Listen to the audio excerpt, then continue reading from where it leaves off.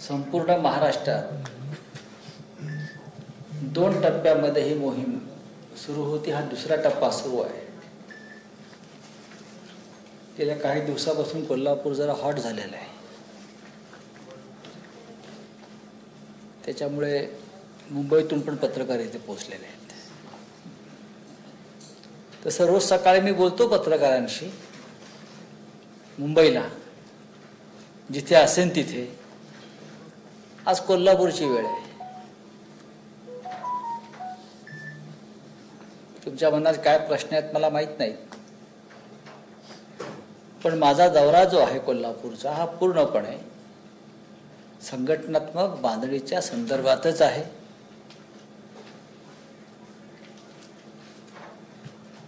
आगामी लोकसभा आणि विधानसभा निवडणूक, महानगरपालिका आहे ती, त्या संदर्भात पक्षाची बांधणी करणं, कार्यकर्त्यांच्या बैठका घेणं, मेळावे घेणं, पक्षप्रमुखांच्या ज्या सूचना आहेत या संदर्भात त्या पदाधिकाऱ्यांपर्यंत पोहोचवणं आणि 2024 साठी पूर्ण तयार राहणं. निवडणुका कोणत्या पद्धतीनं लढायचा हा पुढला विषय,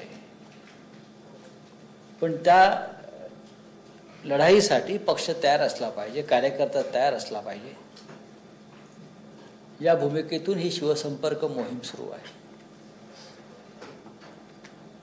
विदर्भ असेल, मराठवाडा, कोकण, उत्तर महाराष्ट्र, प्रत्येक ठिकाणी शिवसेनेचे नेते, खासदार हे 2-2, 3-3 दिवस जाऊन हा संवाद साधतायत. आणि मला वाटतं उत्तम प्रतिसाद मिळतोय जनतेचा, कार्यकर्त्यांचा. राज्याचे मुख्यमंत्री उद्धव ठाकरे यांच्याविषयी लोकांच्या मनामध्ये कमालीची आस्था आहे, आदर आहे. आपल्या घरातला माणूस राज्याचा मुख्यमंत्री झाला ही एक भावना आहे. या राज्यात विरोधी पक्ष आहे,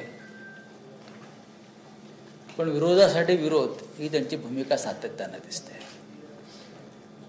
शिवसेनेनं किंवा महाविकास आघाडीनं एखादी भूमिका घेतली, एखादा निर्णय घेतला, भले तो राज्याच्या हिताचा असेल, जनतेच्या हिताचा असेल,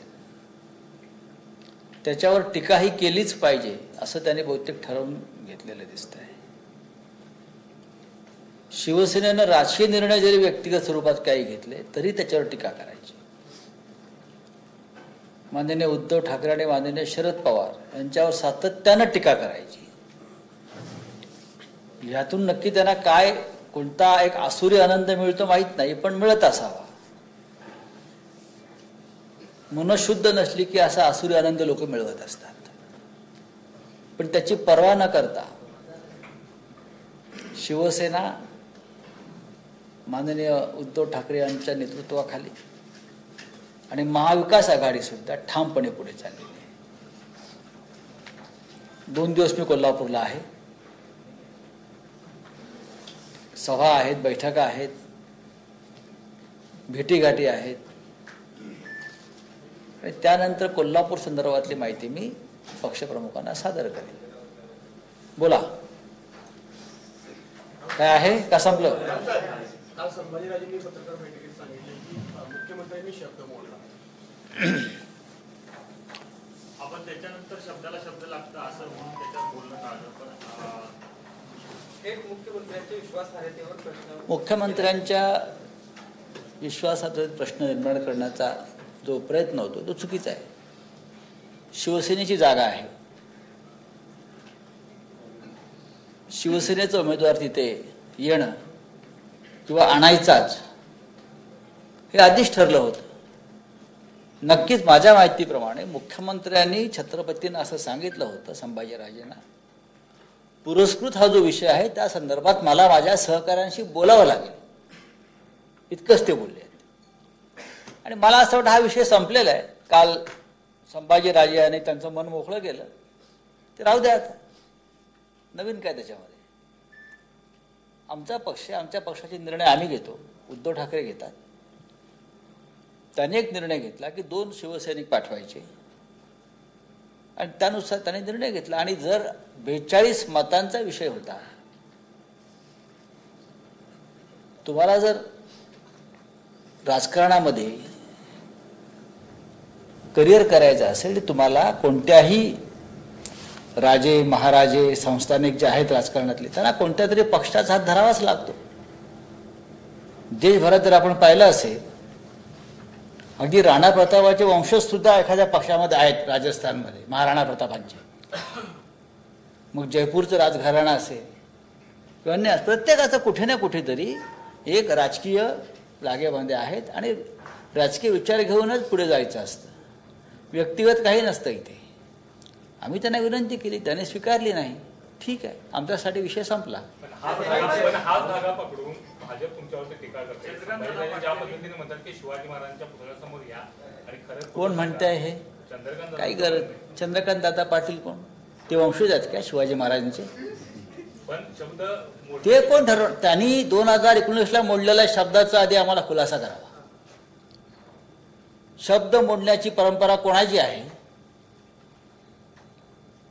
बरं का? फसवणारे कोण आहे? 2019 साली शब्द कोणी दिला होता आणि कोणी मोडला ह्याच्यावरती आम्ही आता शक्यतो बोलायचं टाळतो. छत्रपती संभाजी आणि आमच्यातला विषय आहे, इतरांनी चोंबडेपणामध्ये करू नये. देवेंद्र फडणवीसांनी देखील असंच म्हटलं की ज्या पद्धतीने संभाजीराजेंचा त्यांचा संबंध काय आहे या सगळ्या प्रकरणात? त्यांचा संबंध काय आहे? हा शिवसेना आणि त्यांच्यातला आमच्यातला संबंध हे आहे ना. विषय संपला तो. त्यांनी 42 मतं द्यावी. त्यांनी 42 मतं द्यावी. आपण त्यांना आम्ही उत्तर का द्यायचं? आमच्या पक्षातल्या निर्णयासंदर्भात आम्ही त्यांना का उत्तर द्यायचं? फडणवीस आमच्या पक्षात येत आहेत का? चला सोडून द्या. विषय संपलाय आमच्यासाठी. तो आमच्यासाठी विषय संपलेला आहे. आम्ही संजय पवार यांना उमेदवारी दिली आहे कोल्हापूरचे आणि त्यांना कोल्हापुरातून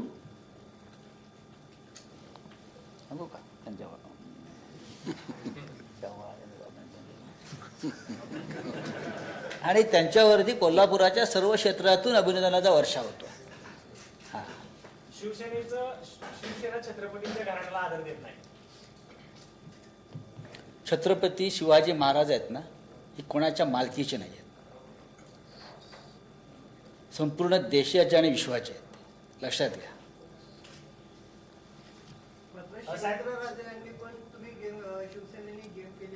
कोण?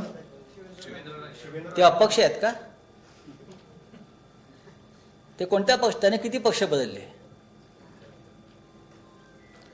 पक्षाचा वावडा आहे का? नाही ना. त्यांच्या घराण्यामध्ये कोणी किती वेळा पक्ष बदलले, कोणत्या कोणत्या पक्षात गेले, कशा करता तोंड उघडायला लावता? आम्हाला हा विषय आम्ही संपवलेला आहे.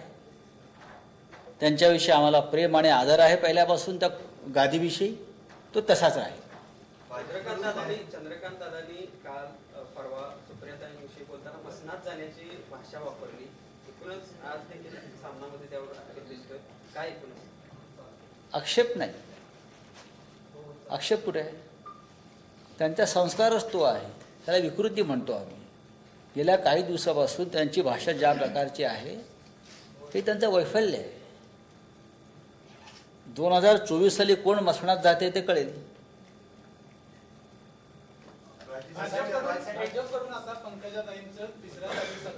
हे कसले प्रश्न विचारताय तुम्ही? सोडून द्या ना. शिवसेनेच्या कार्यकर्ता म्हणून संजय पवार साहेबांना तुम्ही राज्यसभेचे उमेदवारी दिली, यातून खरोखर शिवसैनिकांना एक बळ मिळेल असं कोल्हापूर वाटतंय. तुम्ही यांची निवड कशा पद्धतीने आहे? एक लक्षात घ्या की फक्त कोल्हापूरच्या शिवसैनिकांना बळ मिळतंय असं नाही, तर महाराष्ट्रातल्या सामान्य शिवसैनिकांना असं वाटतंय की उद्धव साहेबांनी आमच्यातला एक शिवसैनिक आमचा प्रतिनिधी म्हणून पाठवला. आम्ही सगळे शिवसैनिकच आहोत, वर्षानुवर्ष काम करतो, पण तळागाळामध्ये काम करणारा, कधीच कुठल्या पदाची अपेक्षा न धरणारा, सतत संघर्ष करणारा अशा शिवसैनिकाला उद्धवजींनी पाठवलं. आणि ही जेव्हा निवड प्रक्रिया सुरू होती तेव्हा आमच्यासमोर फक्त सामान्य शिवसैनिकांचीच नावं होती. संजय पवार होते, नंदुरबारचे एक आमशा पाडवी म्हणून आमचे कार्यकर्ते आहेत, त्यांच्या नावावर चर्चा झाली. तो सुद्धा नंदुरबारला एकांड्या शिलेदारासारखा लढत असतो. असे शिवसैनिकांना कधी ना कधीतरी आपण विधिमंडळात आणि संसदेमध्ये पाठवायला हवं. या भूमिकेतून माननीय उद्धवजींनी हा निर्णय घेतला. राज्यसभेची ही निवडणूक आहे ती त्यामध्ये भाजप आपली कुठल्याही पद्धतीनं उमेदवार देत नाही. कुठे या सगळ्या निवडणुकीमध्ये भाजपकडून ही सगळी निवडणूक बिनविरोध व्हावी या संदर्भात तुम्ही आता काही प्रयत्न नाही, आमचे प्रयत्न आहेत की घोडेबाजार होऊ नये या सगळ्या ह्याच्यामध्ये. तो होणार नाही. दोन्ही जागा निवडून आणण्यासाठी आमच्याकडे पुरेसं मत आहेत. दुसऱ्या जागेसाठी सुद्धा 42 पेक्षा जास्त मतं आमच्याकडे आहेत. एनसीबीने आर्यन खानला त्यांच्या जे काही आरोपपत्र दाखल केले नाव नाहीये, क्लीन चिट म्हटली जाते. समीर वानखेडेंवर सुद्धा कारवाईची शक्यता व्यक्त केली जाते. अशा प्रकारे चुकीच्या पद्धतीनं दबावाखाली आणि प्रसिद्धीसाठी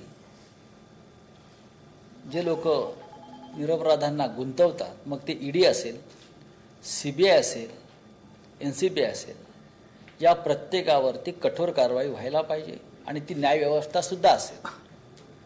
समीर वानखेडे प्रकरणामध्ये मी नवाब मलिक यांचं अभिनंदन करतो.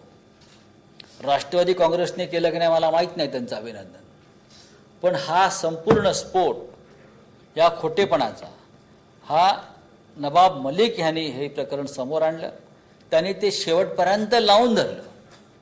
त्याने भारतीय जनता पक्षाचा मुखवटा फाडला या प्रकरणामध्ये आणि त्याची किंमत ते आज मोजत आहेत. म्हणून ह्या सगळ्या प्रकरणाचा पर्दाफाश करण्यामध्ये नवाब मलिक यांचं मी अभिनंदन करतो. पण समीर वानखेडेंवर कारवाईची तुम्ही मागणी करता का? आम्ही कशाला करायला पाहिजे? सरकारला दिसत नाही का केंद्र सरकारला? आम्ही कशा करता मागणी करायला पाहिजे? केंद्र सरकार कशा करताय? त्यांचा एक अधिकारी अशा प्रकारे केंद्रीय तपास यंत्रणातला एक महत्त्वाचा अधिकारी तद्दन खोट्या गोष्टी करतो. एका तरुण मुलाला ड्रग्ज सारख्या प्रकरणामध्ये अडकवून त्याचं आयुष्य उद्ध्वस्त करतो. 1 महिन्यापेक्षा जास्त काळ त्याला तुरुंगात, तो आणि त्याची ती मुलं सगळी, ती त्याचा मित्र परिवार तुरुंगात टाकलं जातं. हे काय या देशाची न्यायव्यवस्था आहे? हा कायदा आहे देशाचा आहे? आज सुद्धा केंद्रीय तपास यंत्रणांच्या दबावाखाली, राजकीय दबावाखाली आमचे 2 मंत्री तुरुंगात आहेत. काल सुद्धा अनिल परब यांच्यावर धाडी पडल्या. ते सुद्धा राजकीय सुडबुद्धीचंच काम आहे. सांडपाणी कुठे? दापोलीत. आणि सांडपाण्याचा वास घ्यायला येतात कुठे? ते मुंबईत. हे काय ईडीचं काम आहे का? शिवसंपर्क अभियानचा आपण हेतू वगैरे सगळं सांगितलं, पण काल जे संजय जाधव परभणी जे खासदार आहेत त्यांनी पुणेचे विभाग प्रमुख आहेत त्यांनी आक्षेप घेतला की या अभियान मोहिमेत सर्वसामान्य कार्यकर्त्यांना बळ मिळत नाही, त्यांचे विचारात घेतले जात नाही, त्यांनी आक्षेप घेतला. सगळ्यांच्या भूमिका समजून घेण्यासाठी शिवसंपर्क मोहीम आहे. शिवसेनेमध्ये दुसऱ्या क्रमांकाचं कुठलं पद असेल तर ते शिवसैनिक आहे. शिवसेना प्रमुख हा नंतर. शिवसैनिकांचा सन्मान हा सगळ्यात आधी. एकीकडे औरंगाबादमध्ये स्वराज्याचा शत्रू औरंगजेबाच्या कबरीवर ओबीसी गेले म्हणून इतका सगळा तैतड झाला, तर दुसरीकडे प्रतापगडाच्या पायथ्याला अफजल खानाची कबर आहे. त्या कबरीच्या भोवतीचं अतिक्रमण काढावं असे आदेश न्यायालयानं 2017ला दिले. त्याबाबत मागणी होती, मात्र तिकडे बघितलं सुद्धा जात नाही. हे फक्त चर्चा करायसाठी सुरू आहे का छत्रपतींकडे? नाही, मला माहीत नाही, पाहावं लागेल. हा विषय फार जुना आहे.